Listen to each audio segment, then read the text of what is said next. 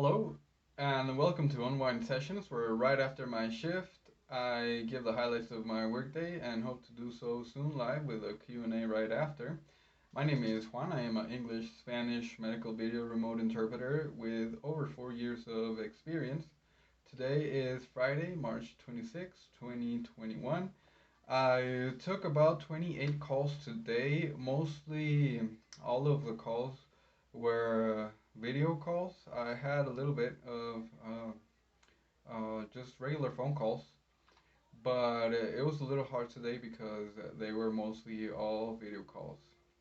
So let's get to it. There were only two events, two things that happened today that were out of the ordinary, and I would really like to talk about them. The first one, it was a lady that had an allergy reaction, had an allergic reaction to grapefruit. That's what she said. She spoke Spanish, and she said that she was allergic to grapefruit.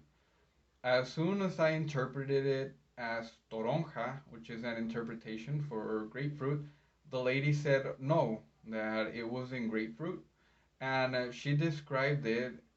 She said a grapefruit is a smaller orange fruit, and I'm not allergic to. I mean, she said toronja is a smaller orange fruit, and I'm not allergic to that. I'm allergic to grapefruit. So to me, grapefruit and toronja have always been the same. And I tried to clarify, but she didn't know the word. She spoke Spanish, and she was allergic to this, and she didn't know what it was called. So you're gonna get people like that sometimes. In the end, she accepted that it was grapefruit, but I was not happy with that translation because I mean, if she had a problem, then that means something was wrong, right? So I actually looked it up and I asked a Facebook group that I belong to for medical interpreters. I asked them what if, because I looked it up and grapefruit is could be pomelo and toronja in Spanish. So I looked it up and I let them know in the Facebook group if someone would be so kind as to let me know what was the difference between them. And there's a lot of people from Mexico in that group, and it turns out that uh, well, the pomelo is not really well known. Everybody would just call it a toronja, and there's a lot of people that are from Mexico in that group, so everybody just kept on calling it toronja, and they gave me an answer that from many other countries, Spanish-speaking countries, they also call it toronja. There are some countries that do call it pomelo though, which is Spain, Chile, and Argentina. So this is like a very good example for the different cultures and the different countries that actually uh, say a certain word a different way. But in this case, I actually looked it up and I found out that a pomelo is like a grapefruit, but it's like big. It's much bigger, and it's white on the inside. And the grapefruit well is orange and it's kind of reddish on the inside. I'm sorry, the toronja. But toronja and pomelo are both interpreted in English as grapefruit. If you want to see an example of that, I will post an example on the Facebook group of what a pomelo is and what a toronja is, and I will let you guys know that. One thing that happened to me is that when I was living in the Yucatan Peninsula here in Mexico, they call China orange. And when I started working as an interpreter, when I started working as an interpreter, we found out that in Puerto Rico, the people from Puerto Rico also call it China. And I noticed that there are many similarities between the words that people in in the Yucatan Peninsula use, in Yucatan primarily, in Merida, where I was living. They use a lot of similar words to Puerto Rico. I don't know if maybe that's because that's the first place that the Spanish conquered or were there. Maybe that could be it. I don't know. I've always wondered why that is, and that seems like a logical answer. But anyways, moving on. Well, before that, yeah, just remember that there's cultural and country difference between using words. So you're not supposed to know all of them, but the more you know, the better interpreter you'll be, and the easier your job will be. So that's one thing. And another thing that happened today, there was a lady that was getting a pelvic exam. She had pelvic pain, or well, yeah, I would assume it was pelvic pain. I should have done a better job because let me tell you what happened. The doctor was examining her and he said, "Do you have pain in anywhere else?" And the lady answered, "No, solo en las verijas." So verijas, I interpreted it as guts, and I wasn't too happy with that interpretation.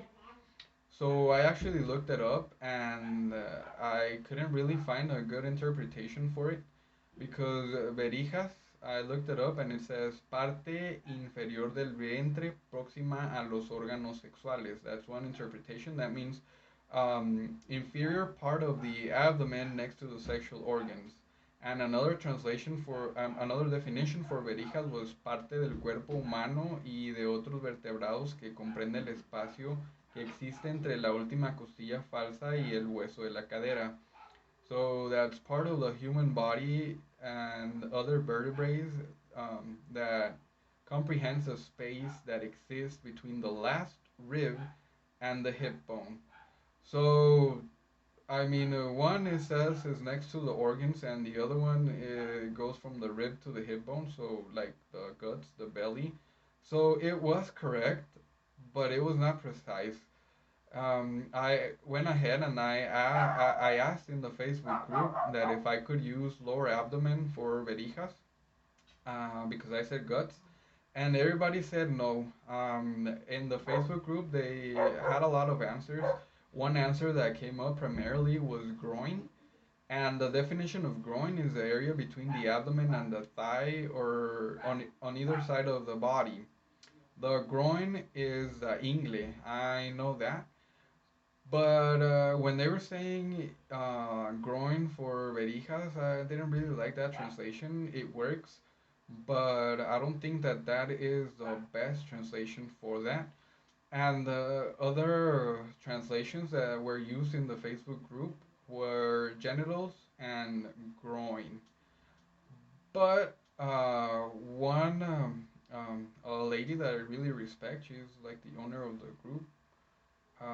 She's been an interpreter for so many years, and not only she has a lot of qualifications and a lot of degrees in interpretation or linguistics or something like that. I don't know, but she said that it is best to clarify. So I mean, if she said it, I'm gonna go with that. And yeah, since it's so vague, people were disagreeing into what it really meant.